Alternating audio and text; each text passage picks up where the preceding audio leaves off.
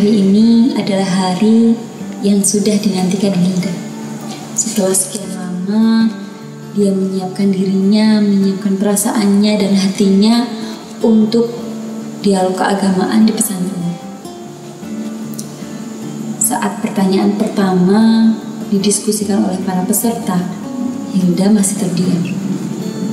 Tetapi ketika pertanyaan kedua diutarakan, Hilda mulai resah.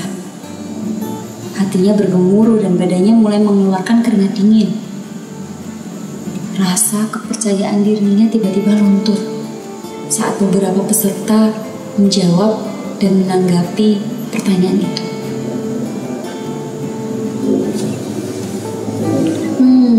Seperti yang sudah disampaikan oleh teman-teman yang lain, bahwa ada persamaan antara perkosaan dan zina. Memang sih dalam perkosaan ada unsur penolakan dari perempuan, tapi mungkin karena perempuan itu yang melakukan kesalahan. Kata salah satu peserta dialog keagamaan. Seketika itu, Hilda menatap peserta tersebut dengan sorot mata yang penuh amarah. Saya sependapat dengan Mbak Hasanah, seorang peserta lain menimpali. Terkadang perkosaan itu kesalahan perempuan. Mereka bersolek berlebihan, memamerkan kecantikan, mengundang syahwat laki-laki. Jadi menurut saya, zina dan perkosaan ada persamaan. Kali ini Hilda meneteskan air mata. Betapa menderita perempuan yang menjadi korban perkosaan. Meskipun mereka menanggung beban yang berat, bukannya dilindungi, malah dianggap sebagai penyebab terjadi perbuatan keji. Hilda tak bisa diam.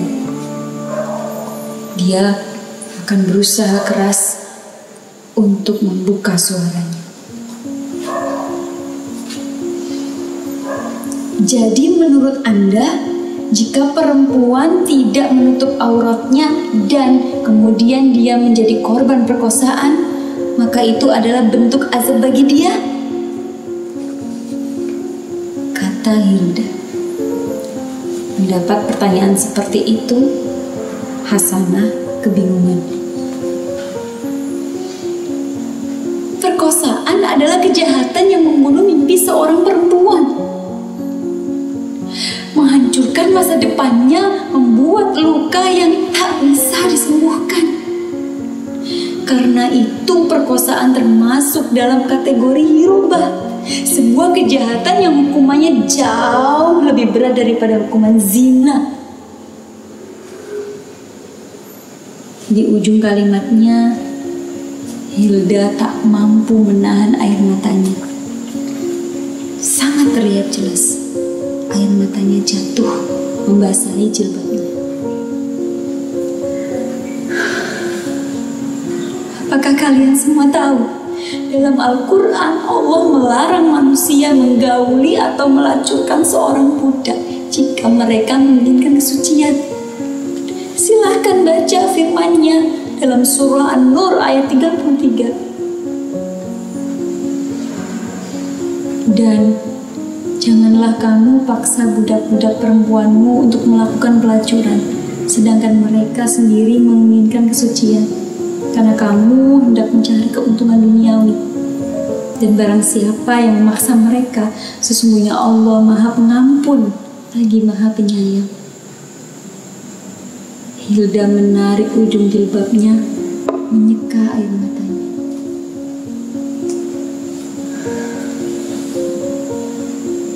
Perlu diingat baik-baik bahwa kalau ada perempuan yang telanjang sekalipun, dia tetap tidak boleh diperkosa. Suara Hilda terdengar sangat lantang. Sontak seluruh ruangan sangat hening.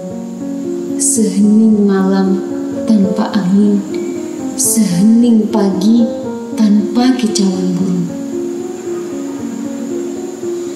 Hilda menahan perih ketika dia mengingat semua itu, mengingat masa lalunya. Hari di mana ibunya mengatakan, "Dok, hasil tes ini menunjukkan bahwa kamu positif hamil."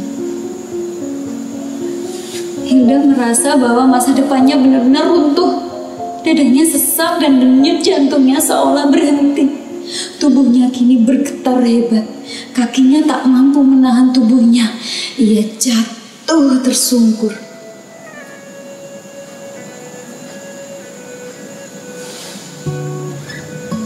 Lukanya entah apakah bisa dihapus dan disembuhkan. Perjuangannya entah berapa banyak air mata yang telah menemaninya. Dan cintanya, ya cintanya, entah siapa yang mau menjadi pasangannya, yang mau mencintai dirinya apa adanya. Cinta, ya tentang cinta. Hilda tak pernah berpikir mencintai laki-laki maupun dicintai laki-laki. Ada satu laki-laki yang saat itu menerima dirinya apa adanya, menerima segala kekurangannya, membuat hati Hilda berdegup ketika bertemu dengannya. Namun sayang, itu tidak mudah bagi Hilda, seorang perempuan yang memiliki masa lalu yang tidak semua orang bisa menerimanya.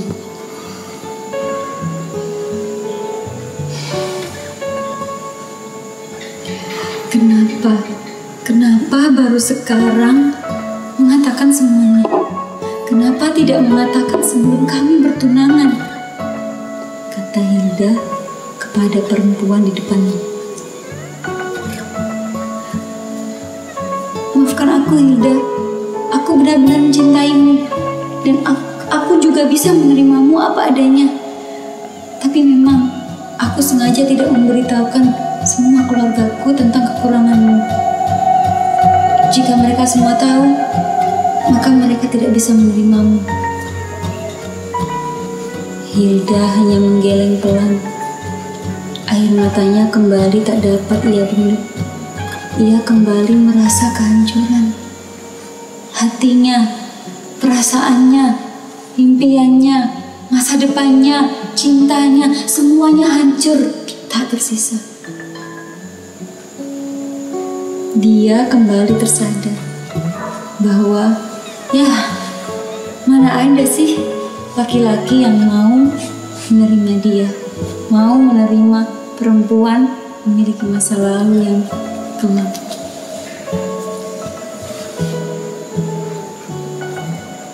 Kemudian hadirlah seorang laki-laki yang sejak pertama bertemu dengan Hilda menaruh hati. Ya, cinta. Ada cinta untuk Hilda. Lelaki itu bertanya kepada Hilda,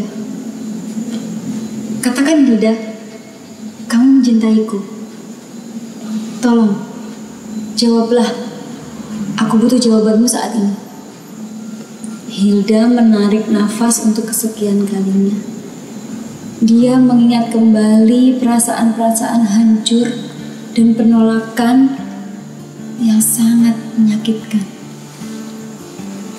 "Mas, kalau saja jenengan tahu siapa saya yang sebenarnya, jenengan tidak akan memilih saya." Begitu kata Hilda. Apa maksudmu? Apa yang belum aku tahu tentangmu, Hilda? Banyak Mas. Banyak hal yang belum kamu tahu. Siapa aku, bagaimana masa laluku, bagaimana perasaanku ketika dipaksa melepaskan cincin pertunangan, relakan kehilangan harapan, merelakan laki-laki yang memiliki cinta. Cinta. Apa itu cinta? Aku tidak percaya.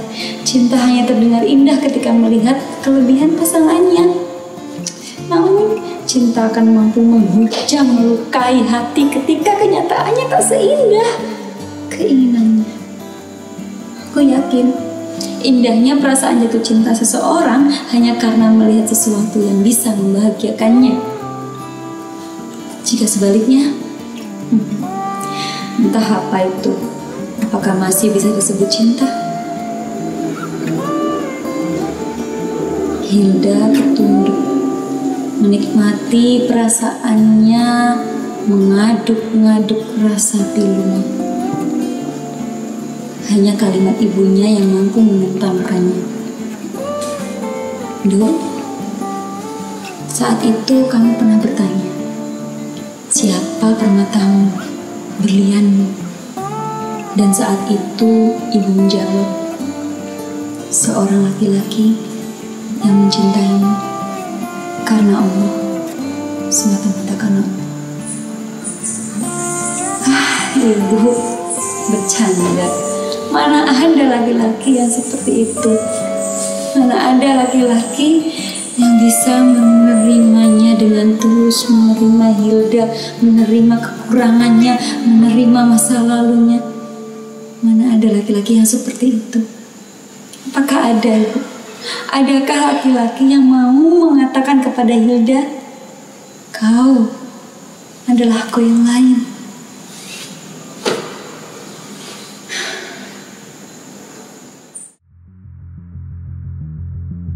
Bisakah kita membayangkan menjadi Hilda, seorang pelajar perempuan berotak cerdas yang menjadi korban perkosaan dan kemudian dikeluarkan dari sekolahnya karena dianggap pembawa anak?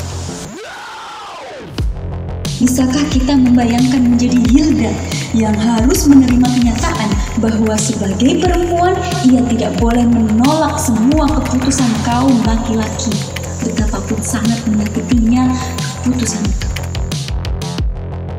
Bisakah kita membayangkan menjadi Hilda yang menanggung segala caci maki oleh suatu kejahatan seksual yang tidak dia kehendaki dan sangat dia benci, namun sayangnya menimpa dirinya?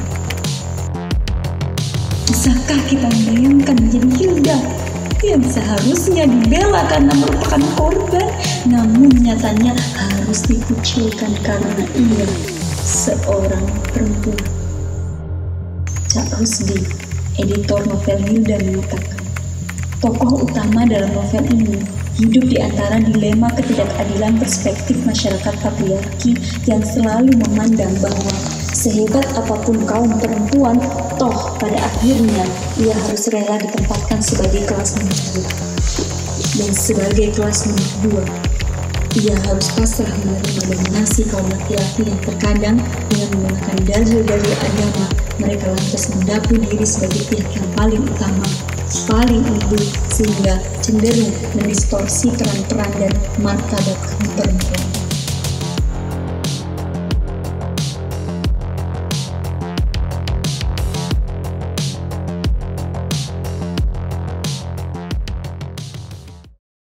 Novel Hilda lahir dari keresahan-keresahan yang saya alami. Sejak saya mengikuti pendidikan Pengadilan Ulama Perempuan Rahimah, kemudian adanya Kongres Ulama Perempuan Indonesia yang diadakan di Cirebon tahun 2017. Perasaan itu semakin mengganggu diri saya, bahwa ternyata masih banyak masyarakat yang mengalami kekerasan seksual, khususnya para perempuan. Dalam novel ini, saya ingin menyampaikan salah satunya bahwa perempuan adalah manusia seutuhnya. Perempuan sama-sama makhluk Allah sebagaimana laki-laki. Perempuan sama-sama memiliki peluang untuk dalam hal keimanan dan ketakwaan di sisi Allah. Oleh karena itu, perempuan adalah manusia seutuhnya yang tidak boleh disakiti, tidak boleh dilecehkan, yang seharusnya dihormati dan seharusnya bersama-sama menjaga bumi ini untuk menebarkan kebaikan. Kemudian ada satu hal yang sangat ingin saya sampaikan. Kepada anggota dewan yang terhormat, sudahkah Anda membaca novel Hilda? Lantas, kapan rancangan undang-undang penghapusan kekerasan seksual disahkan? Atau kita harus menunggu air mata, penderitaan, dan sakit perempuan Hilda ini? Apakah demikian? Terima kasih. Sanggup diri ini menanggung kejahatan, menjadi korban yang tak pernah ku kehendaki.